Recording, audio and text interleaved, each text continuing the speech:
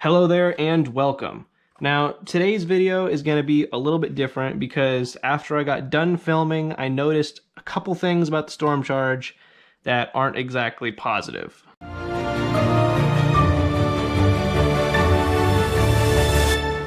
Now overall, the opinions that I had in my review still stand. This blaster for the most part is great and I really like it, but I really need to talk about these two issues. So the first problem I have, probably not going to be a deal breaker, but I'm going to touch on it. It's actually the included magazine. So in my review, I was very excited for the Stormcharge itself and I wasn't really focusing too much on the magazine. But now that I've got to spend more time with it, I noticed that it's actually what appears to be the same magazine that came with the Alpha Strike Flight. Now the Flight is of course an Alpha Strike blaster, and this feels like an Alpha Strike magazine. Technically the magazine functions fine, but this is seriously the cheapest magazine I have ever felt with any blaster. It's just gross how much flex this has. I mean, look at this.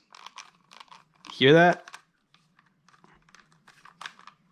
I don't think this thing would even survive being stepped on. Why would you include such a cheap feeling magazine with quite possibly the best Elite 2.0 blaster next to the Moto Blitz? So that's a little bit annoying, but now we're going to talk about the bigger problem. The big problem is this blaster actually has some magazine incompatibility issues. This thing works fine with most 6-round, 10-round, and 12-round magazines I tested. It also worked with almost every drum except the Titan 50-round drum. But much like the original launch of the Recon Mark II, this blaster does not work with the 18-round stick mag. This 18 is from a 2013 model Rapid Strike. And when I put it in the blaster, it does not lock.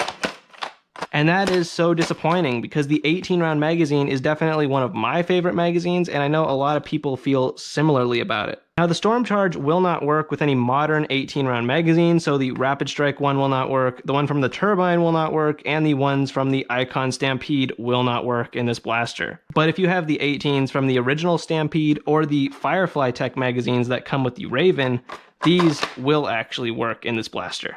But not everybody's going to have access to these older 18-round magazines, so this is very annoying. Now what's happening is this little protrusion right here is bumping into the plastic, so if you cut this, you could technically modify it to accept the modern 18s, but you shouldn't have to do that. Even considering the flaws, I think for the most part, this is still a really great blaster. Besides those issues, it is really nice, and it does too many things right for me to dislike it. Unfortunately, of course, I noticed this problem after I filmed my review, so I really wanted to make this video so people would be aware of these issues. I really hope Hasbro addresses this issue just like they did with the Recon Mark II from 2016. That blaster had a very similar issue and they did correct it. So hopefully the same happens for the Stormcharge.